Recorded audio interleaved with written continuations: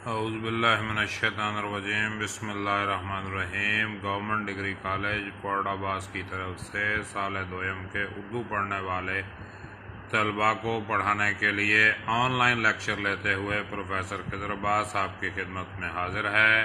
عزیز طلباء، آج ہم سبق نمبر 3 نواب محسن الملک کی تشریحات کریں گے اور آج کے دن ہم پہلی 2 عبارات کی تشریح کریں گے۔ تو دیکھیے عزیز طلباء، اس وقت پہلی عبارت ہمارے سامنے موجود ہے۔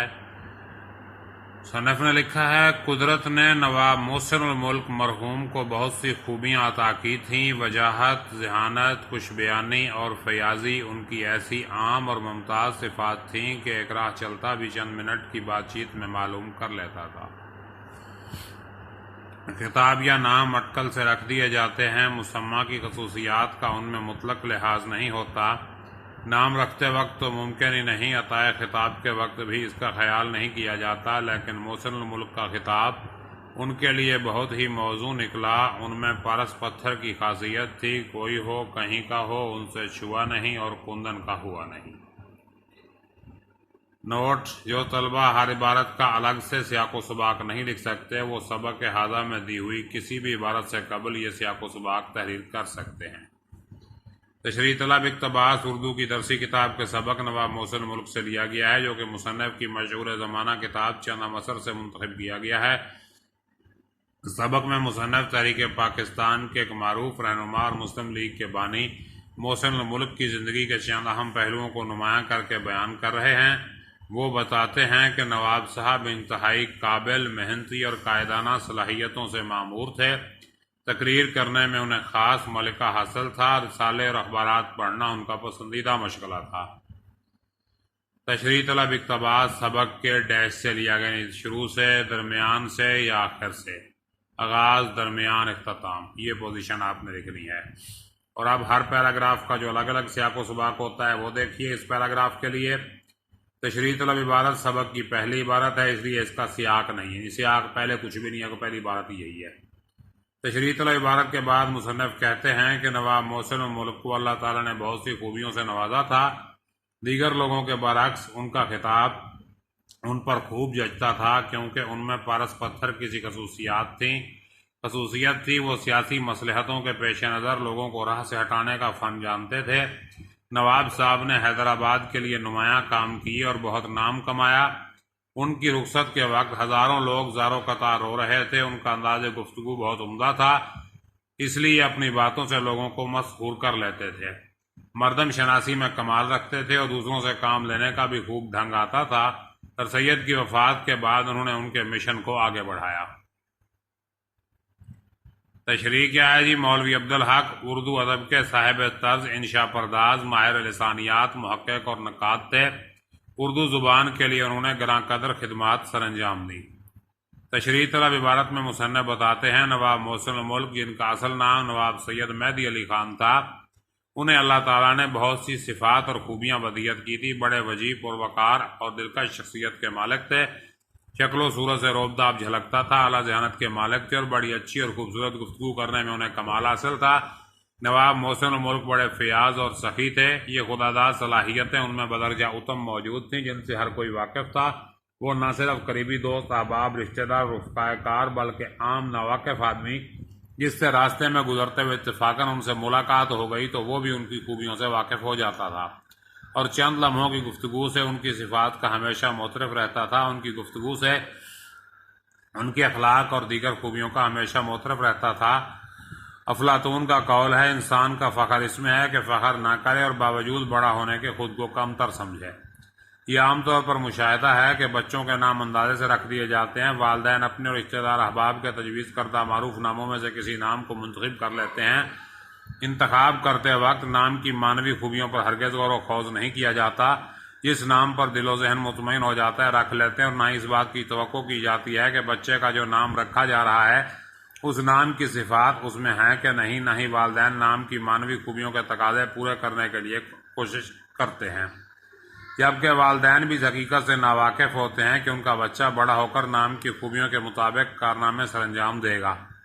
اکثر اوقات حکومت کی طرف سے بھی یہی صورتحال سامنے آتی ہے۔ جب کسی شخص کو سرکاری خطاب عطا کیا جاتا ہے تو اس بات کا قطعاً خیال نہیں کیا جاتا کہ خطاب کی معنوی خوبیاں اس شخص کے کردار اور شخصیت میں پائی جاتی ہیں کہ نہیں۔ حالانکہ حکومت کو چاہیے کہ وہ تحقیق کرے جس شخص کو وہ خطاب عطا کر رہی ہے اس کے مطابق اس کے کارنامے، خدمات اور شخصیت ہے بھی یا نہیں۔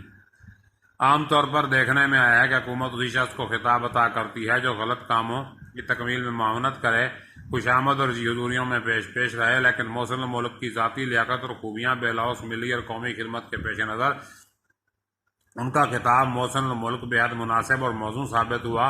ان کا خطاب واقعی ان کے حسب حال تھا، کیونکہ انہوں نے ملک و قوم کے لیے بے لوث خدمات سر انجام دیں اور ملک و قوم کے بڑے معاون و مددگار رہے۔ انہوں نے اپنی ملی اور قومی خدمات سر انجام دے کر یہ ثابت کر دیا کہ وہ واقعی محسن ملک یعنی ملک کے محسن اور خیر خواہ ہیں۔ بقول سقراط، اپنا نام قائم رکھنے کے لیے انسان مرنے کے لیے بھی تیار ہو جاتا ہے۔ مولوی عبدالحق نے محسن ملک کو پارس پتھر سے تشبیہ دی۔ کہا جاتا ہے اس پتھر میں یہ خوبی ہوتی ہے کہ اگر یہ معمولی دھاتوں کو چھو جائے تو وہ خالص سونا بن جاتی ہیں۔ اس لحاظ سے محسن ملک بھی خوش قسمت تھے کہ ان میں پارس پتھر کی سی خاصیت تھی، ان سے ایک بار جو بھی ملاقات کر لیتا وہ خالص سونے کی مانند بن جاتا، جس میں ذرا بھر بھی ملاوٹ اور کھوٹ نہیں ہوتا۔ محسن ملک کے حسن عمل اور اچھے اخلاق کی وجہ سے لوگ اپنی ذات میں بہتر میں تبدیلی محسوس کرتے اور یہ محسن ملک کی سیرت اور کردار کا خوبصورت پہلو تھا۔ بقول ول والٹن، اپنا بنانے کے لیے خوش اخلاقی کا سہارا لو جی عزیز طلبہ، یہ ہماری دوسری عبارت ہے۔ سیاسی مصلحتیں بعض اوقات اہل حکومت کو مجبور کرتی ہیں کہ ان افراد کو جو ان کی حکومت کی راہ میں حائل ہیں دودھ کی مکھی کی طرح نکال کر پھینک دیں۔ مرحوم کو بھی کبھی کبھی ایسا کرنا پڑتا، لیکن انہوں نے اس ناگوار اور دلشکن کام کو اس خوبی اور سلیقے سے کیا کہ مخالف ہونے پر بھی محسن ملک کو دعائیں دیتے گئے اور جب تک زندہ رہے ان کے شکر گزار رہے۔ ذیق و سباق کیا ہے جی؟ تشریح طلب عبارت سے پہلے مصنف بیان کرتے ہیں کہ قدرت نے نواب محسن ملک کو دل و دماغ کی تمام تر خوبیوں سے نوازا تھا۔ وہ تمام ظاہری اور باطنی خوبیوں کا حسین مرکب تھے، ان خوبیوں سے دوسرے بھی فائدہ حاصل کرتے تھے۔ تشریح طلب عبارت کے بعد مصنف نے نواب صاحب کے مختلف اوصاف حمیدہ کو اجاگر کیا ہے۔ ان کی ایک اعلیٰ خوبی اس میں انتظام تھی۔ آپ سید کے مصاحب خاص تھے اور علی گڑھ یونیورسٹی کے سیکرٹری رہے۔ آپ کے دور میں یونیورسٹی نے بہت ترقی کی۔ تشریح دیکھیے اس کی۔ تشریح طلب عبارت میں مصنف سیاسی مصلحتوں کا ذکر کرتے ہیں۔ سیاسی مصلحتیں بعض اوقات حکومت وقت کو مجبور کرتی ہیں کہ جو چیزیں لغزشیں راہ میں حائل ہیں انہیں کچل دیا جائے۔ اس کے متعلق مولانا باشانی کا ایک قول ہے، سیاست میں افراد سے نہیں اصولوں سے دوستی ہوتی ہے۔ جو شخص بھی ان اصولوں کی راہ میں روڑے اٹکاتا ہے وہ ان اصولوں کی بھینٹ چڑھا دیا جاتا ہے۔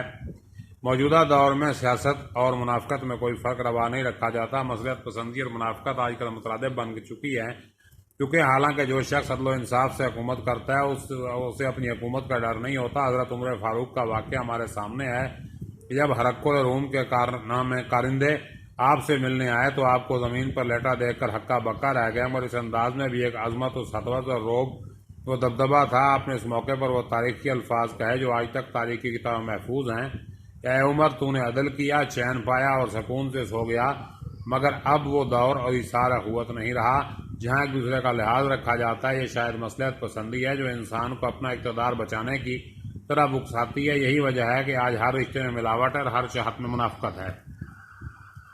اب کہاں ایثار و اخوت و مدینے جیسی، اب تو مسلم کو مسلمان سے ڈر لگتا ہے۔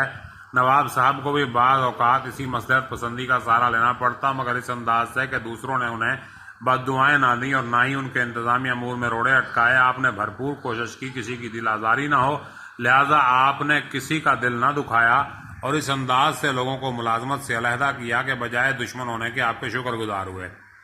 کسی شخص کو جب اس کے عہدے سے ہٹا دیا جاتا ہے تو وہ ضرور بالضرور اس شخص کا مخالف ہو جاتا ہے۔ اب یہ نواب محسن ملک کی معاملہ فہمی، دانش مندی اور دور اندیشی تھی کہ لوگ آپ کے خلاف ہونے کی بجائے آپ کے ممنون احسان اور شکر گزار ہوتے تھے۔